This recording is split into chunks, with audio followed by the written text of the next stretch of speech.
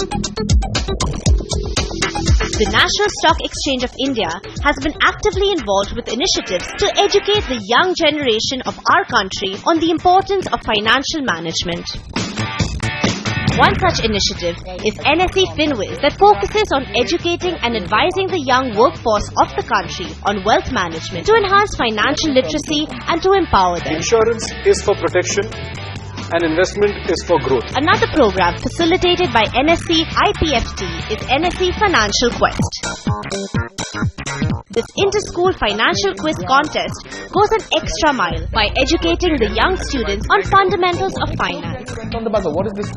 It's the formula for the simple interest. Simple interest is the right answer.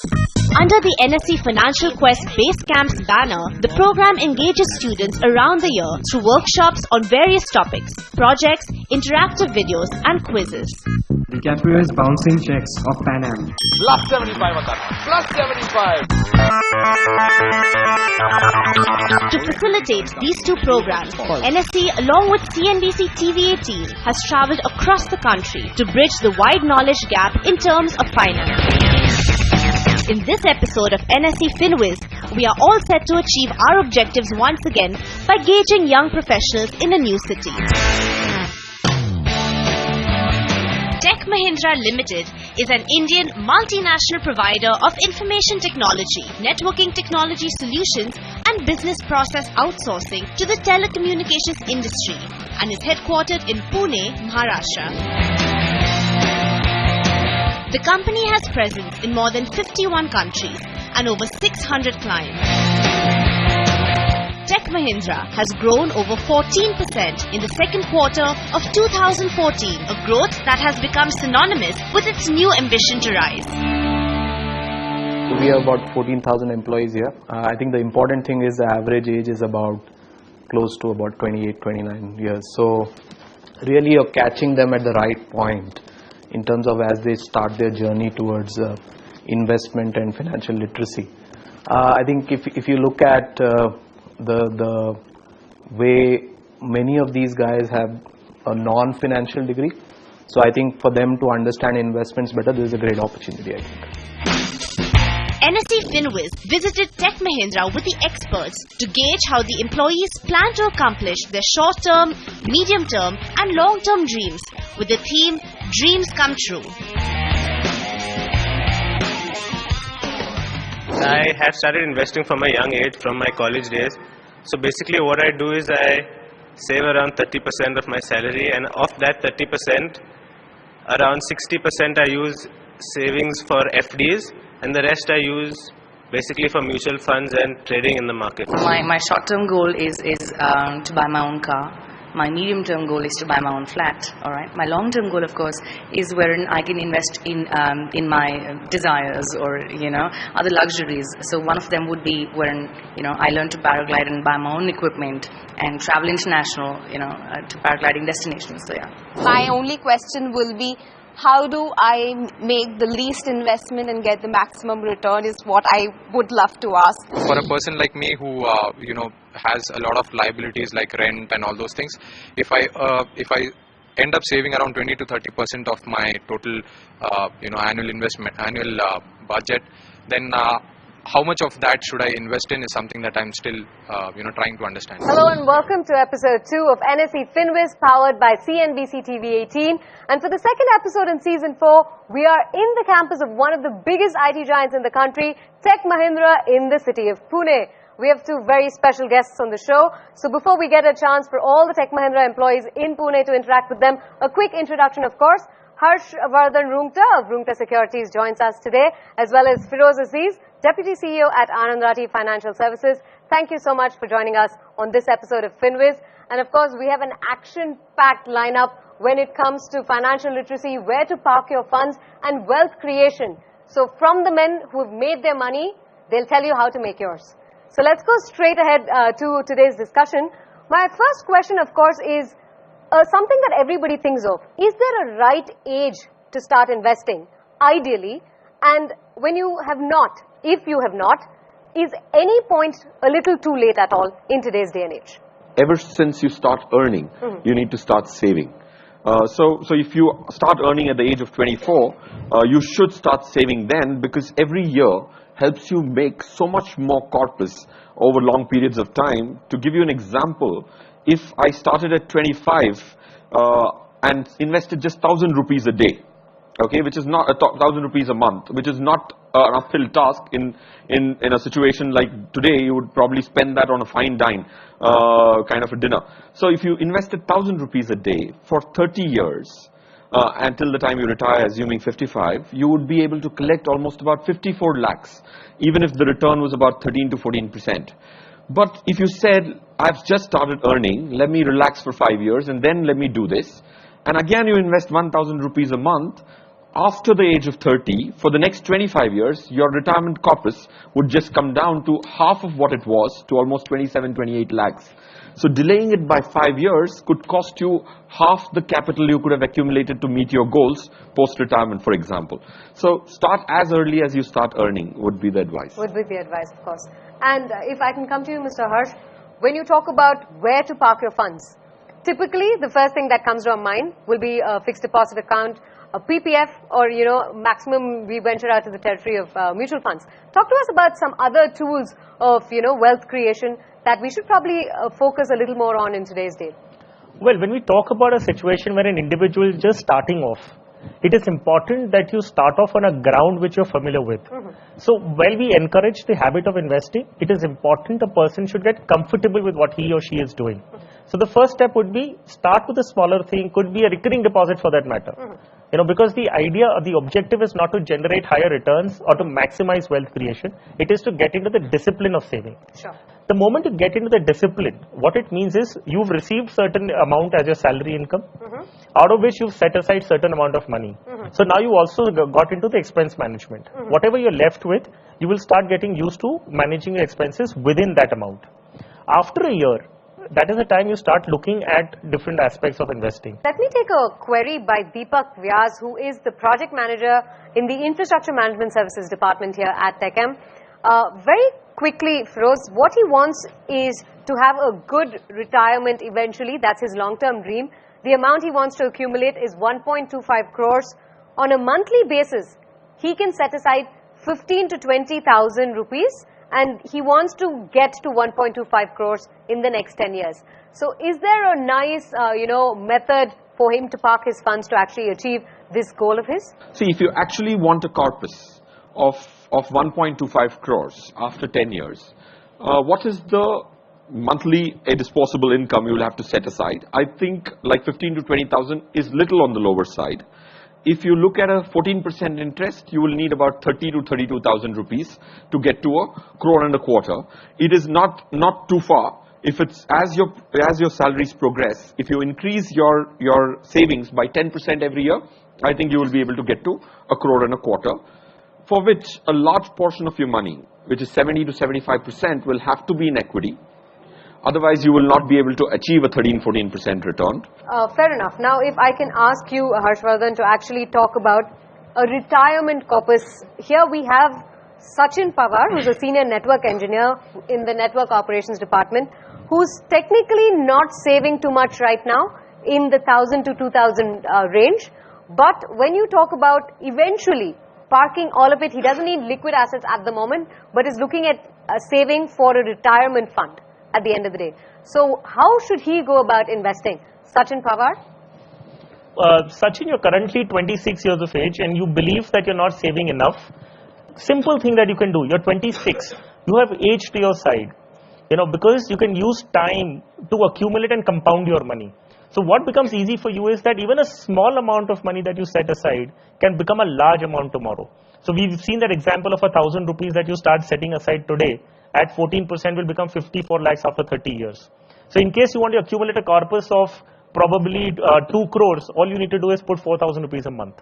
Okay, very clearly you have to understand, if you have 30 years to your side, you will definitely not put money into debt products. You will not put into recurring deposits. You will not put into any investment that does not give you double figure returns. Whereas you have another option, which is you can buy into businesses. You can become a partner into large business houses of the country. Because if the business grows, your wealth is going to grow. Thank you. And on that note, it's time to slip into a quick break right here on NSE FinWiz. But stay tuned. We have a whole host of queries on personal finance to address on the other side.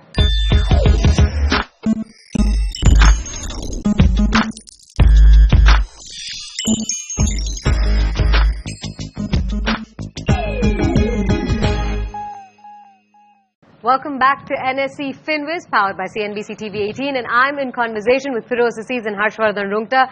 Thank you so much for talking to us. Now let's shift focus to our core topic of this episode, which is mutual funds. Now, the first thing that everybody wants to know is, given the plethora of choices out there, how exactly do you look at mutual funds when you talk about investing in them? So, let's look at it from the top. Just take it very simple. There would be many options available in the market. Okay, there would be many sub options available. The question is, you have to learn how to cut the noise out. Okay, so you start with yourself. What do I want my money to do? In simple words. So that is where your goal setting will start. I need money after 3 years. I need money after 10 years. I need money after 30 years. I need money for X, Y, Z reasons. So that's where you start with. The second question is, where do I park my money so that I get it after 3 years, I get it after 10 years, and I get it after 30 years? The third question is, how do I maximize my returns? So wherever I am going to invest, where could I get the best returns that is available in the market? A quick show of hands, how many of us have actually invested in mutual funds? And how many of us directly invest in equity markets? Feroz, if you could look at the show of hands, it's fairly equal. We're seeing, pretty much the same number investing either directly or, via mutual funds. What method or route would you suggest? See, I very strongly suggest a professional manager. That's a mutual fund platform. And this learning is derived out of analyzing several large clients' portfolios on the direct equity side, do-it-yourself strategy or outsource it strategy. This is a little dated, but till last month, 1 year back, we had analyzed about 832 portfolios for the last year and a half. That is the total corpus of almost about 7,000 crores. The portfolios out of these 832, how many of them were able to take the task upon themselves and do better than a mutual fund, is what the analysis was all about. There were not more than 8%, 8.3% of these people, 832 people, were able to beat a mutual fund. So 92% of the people think that they are beating a mutual fund. If they would have outsourced this task, they would have been better. But there are still 8% of the people who did better than a mutual fund, right? What is my probability that I will fall in that 8% is the question you have to ask yourself. Fair enough. Now I think it's time to take certain queries. Can I have Chandra Prakash Pant, the project manager in the BT04 department, please?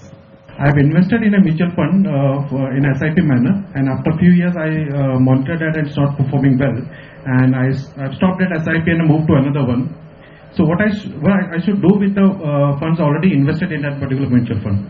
So there are two things. One is what the scheme has given a return and how much return have you got.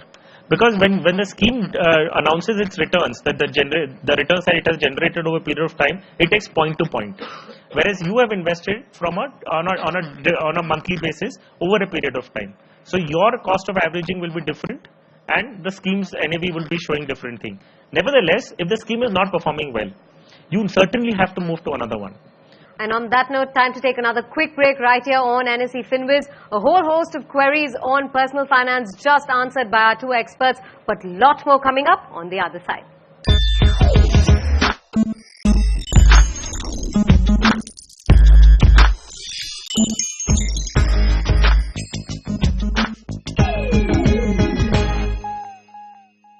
It's a pleasure to have you back here on episode 2 of NSE FinWiz, powered by CNBC TV 18. We're in conversation with Feroz Aziz and Harshvardhan Rungta, and it's now time for all the employees of Tech Mahindra in Pune to ask our experts their queries on personal finance. I have an ongoing home loan account, which is an overdraft account. So my question is whether I should keep on putting my extra funds in that overdraft account to close my home loan earlier, or it's better to invest in some mutual funds and later on after like 3 to 4 years withdrawing those amount and investing, putting it in the home loan account? Firoz, I request you to take that. Yeah, I would strongly believe that over the long run, because home loan is not a short tenure loan. It's a longish kind of a loan, 10 years, 15 years, 30 years. So I would always suggest that you would use your overdraft limit, because in a falling interest rate situation, your cost of borrowing is going to further come down, which it would have over the last 1 year. So you will at least have a differential 4-5% return if you actually use that money to enter into equity. What would not make too much sense is borrow that money and invest into debt funds. Then you would actually be losing out. So if your equity portion is not large enough over a period, I think you should use this overdraft limit to actually invest in equity mutual funds. Over long periods of time, you would be able to have a large portion after having paid up the interest to your kitty for the extra risk you're taking by investing in the borrowed capital. Some of us probably have about 10 to 15 years to get to retirement. So this is more a kind of a structural question. So let's say 50,000 rupees a month, on an incremental basis, 10 years investment horizon, okay, and expecting a corpus of 1 crore out of this investment. Given where the interest rate scenario is and given all the positives about India as an economy, what would be the spread of this 50,000 that you will recommend in terms of, let's say, debt, equity, and any other form, and still not be too worried that we are getting into some form of high-risk investments? So, when you talk about investing for a period of 10 to 15 years with an investment amount of 50,000 to begin with and incremental as your income goes up, there is a portfolio that you need to create which is equity heavy. What do I mean by equity heavy is that you could have anywhere upward of 70 to 75% into equities. So it could be 75 to 80% on equities and a 20% into debt. Now, what will that help you with? One is definitely a situation wherein, equities are obviously you have a 10 to 15 year time horizon to your side. So you're going to look at growth from the equity component. When you look at debt on the other side and a reducing interest rate scenario, there is some kind of capital gains you're able to make even on that side of the product, besides it giving you a coupon payment. So there are two ways a debt fund earns money. One is the interest or the coupon payments that it receives, and the other is the capital gains. So you're able to capture both of these. This is a very novice stage for me, where I just have an insurance plan that has been taken by my father about 5 years back, and I started a PPF for myself. Looking at a mid-term or a long-term goal, I would definitely want to have a lavish house for myself, like everybody dreams about. But looking at a short-term goal, maybe in a year or two, I am planning to have a very lavish marriage for myself. So yes, this does sound funny, but this is a dream that I actually have. So what would you suggest for my short-term as well as my long-term goal? How do I go about my investments? Step in on that, please. Yeah, sure. I think like generally individuals will have short-term and the long-term goals. The big Indian fat wedding is a very, very important goal for we Indians. I think that's a very important milestone in one's life. So if it's a short-term objective, I think you will have to bring down your spending. Because taking risks, undue risks, which will actually support your marriage expense, would not be a wise thing to do. Reducing your expense and quenching your thirst for expense today to have a good wedding is more important. That's point one. Point two, I think for a wedding in a couple of years, you should look at a large portion in debt, which should at least be 70 to 80% in debt. Still 20-30 can go into equity because your age is on your side. So even if things don't work out, you would probably borrow for your wedding on a personal loan and leave the equities untouched. So that's from a short-term goal perspective. From a long-term house, I think at least in our opinion, as Anand Rathi, we have a very negative view on real estate. So by the time you accumulate wealth, I think buying homes is going to be a lot cheaper than what it is today. Thank you for that question. A crash course in mutual funds and portfolio management with Firoz Aziz and Harshvardhan Rungta. But on that note, we're absolutely timed out on this episode of NSE FinWiz. Thanks for watching.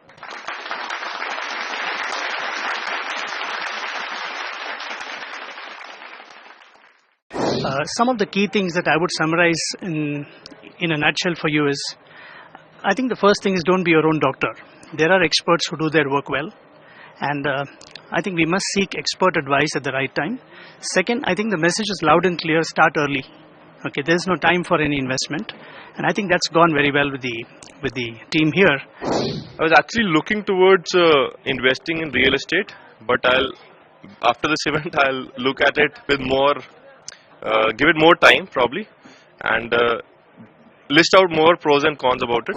I'm actually depending more on real estate now, since I got a lot of information on mutual fund.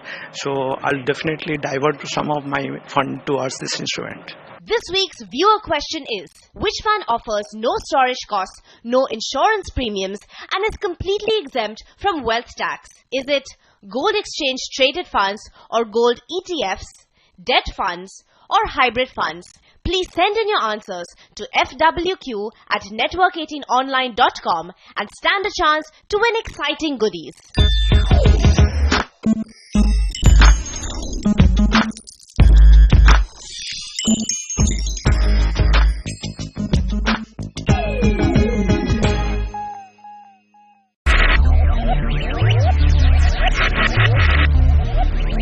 Focus, ideate, innovate, enable.